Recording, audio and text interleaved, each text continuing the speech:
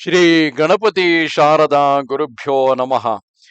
ಗುರುಬ್ರಹ್ಮ ಗುರುರ್ವಿಷ್ಣು ಗುರುದೇವೋ ಮಹೇಶ್ವರ ಗುರು ಸಾಕ್ಷಾತ್ ಪರಬ್ರಹ್ಮ ತಸ್ಮೈ ಶ್ರೀ ಗುರವೇ ನಮಃ.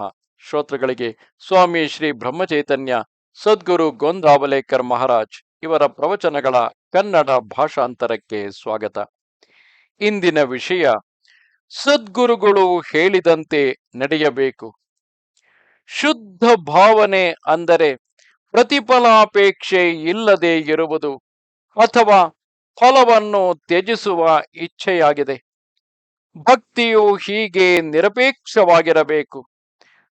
ಮಂದಿರ ಕಟ್ಟಿದರೆ, ದೇವರ ಪೂಜೆ ಅರ್ಚನೆ ಮಾಡಿದರೆ ಭಕ್ತಿಯು ನಿರಪೇಕ್ಷವೆಂದು ಅಲ್ಲ. ದೇವರ ಭಕ್ತಿ ಮಾಡುವಾಗ, ಜಪ ಮಾಡುತ್ತಿರುವಾಗ ಅದರಿಂದ ಏನಾದರೂ ಬೇಕು ಎಂದು ಅನಿಸಬಾರದು. ನೀವೆಲ್ಲರೂ ಭಜನೆ ಪೂಜೆ ಮಾಡುತ್ತಿರುವುದು ಹೇಗಾಗಿದೆ ಅಂದರೆ, ಪಾತ್ರೆ ಎಲ್ಲಿ ಇಡಬೇಕು, ಪಂಚಪಾತ್ರೆ ಉದ್ಧರಣೆ ಎಲ್ಲಿಡಬೇಕು ಎಂದು ಶಾಸ್ತ್ರದಲ್ಲಿ ಹೇಳಿದಂತೆ ಎಲ್ಲವೂ ಮನುಷ್ಯನು ಬಾಯಿಂದ ಹೇಳುತ್ತಾ ಮಾಡುತ್ತಾ ಇರುತ್ತಾನೆ. ಏಕೆಂದರೆ ಅದರಿಂದ ಅವನಿಗೆ ಕೃತಿ ಮಾಡಲು ಸುಲಭವಾಗುತ್ತದೆ. ಹಾಗೆಯೇ ದೇವರ ಭಕ್ತಿ ಮಾಡುತ್ತೇವೆ.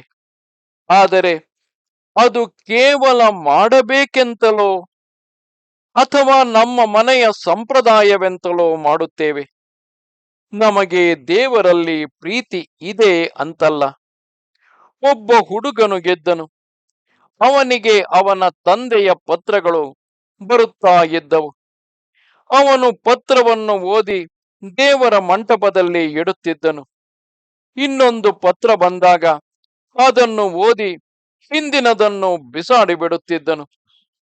ಒಮ್ಮೆ ತಂದೆಯು ಒಂದು ಪತ್ರದಲ್ಲಿ 25 ರೂಪಾಯಿ ಕೇಳಿದ್ದರು. ಆ ಪತ್ರವನ್ನು ಓದಿ ಎಂದಿನಂತೆ ದೇವರ ಮಂಟಪದಲ್ಲಿ ಇರಿಸಿದನು.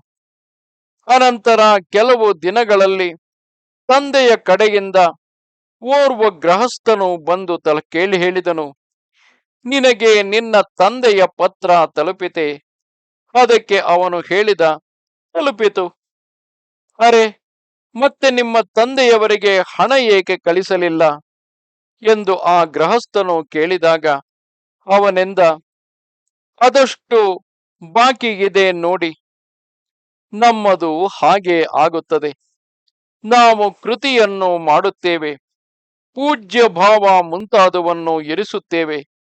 ಆದರೆ ಸದ್ಗುರುಗಳು ಹೇಳಿದಷ್ಟನ್ನು ಮಾಡುವುದಿಲ್ಲ. ಅದರಿಂದ ನಮ್ಮ ಸತ್ಕರ್ಮಗಳು ಅಹಂಕಾರ ಕಡಿಮೆ ಮಾಡುವ ಬದಲು ನಮ್ಮ ಅಂದರೆ ಅಹಂಕಾರವನ್ನು ಬೆಳೆಸಲು ಸಹಾಯ ಮಾಡುತ್ತವೆ. ಆದ್ದರಿಂದ ಸದ್ಗುರುಗಳು ಹೇಳಿದ ಸಾಧನೆಯನ್ನೇ ನಾವು ಪ್ರಾಮಾಣಿಕವಾಗಿ ಸಂಶಯರಹಿತರಾಗಿ ಮಾಡಬೇಕು. ಅದಕ್ಕಾಗಿ ವ್ಯವಹಾರ ಬಿಡುವ ಅವಶ್ಯಕತೆ ಇಲ್ಲ.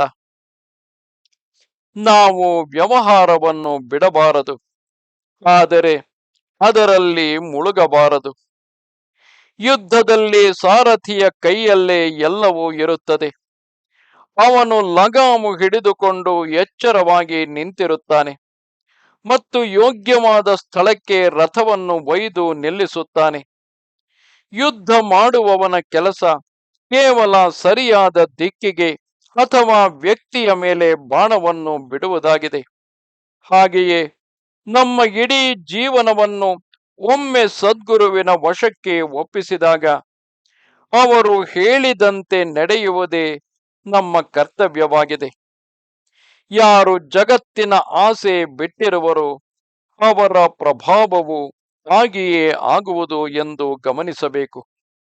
ನಾವು 1 ರೂಪಾಯಿ ಎತ್ತಿಕೊಂಡರೆ ಅದರ 2 ಬದಿಗಳು ಕೈಗೆ ಬರುವಂತೆ, ಹಾಗೆಯೇ ನಾವು ಪ್ರಪಂಚದಲ್ಲಿ ಬಿದ್ದ ಮೇಲೆ ನಮಗೆ ಪರಮಾರ್ಥವು ಬೇಕೇ ಬೇಕು. ಪರಮಾರ್ಥದಲ್ಲಿ ಭಗವಂತನ ಅವಶ್ಯಕತೆ ಇರುತ್ತದೆ. ಈ ಭಗವಂತನ ಅವಶ್ಯಕತೆಯನ್ನು ಸದ್ಗುರುಗಳು ಅವನ ನಾಮವನ್ನು ನೀಡಿ ಪೂರೈಸುತ್ತಾರೆ. ನಾವು ಆ ನಾಮವನ್ನು ನಿರಂತರ ಮತ್ತು ಶ್ರದ್ಧೆಯಿಂದ ಜಪಿಸುವುದು ಅವಶ್ಯವಿದೆ.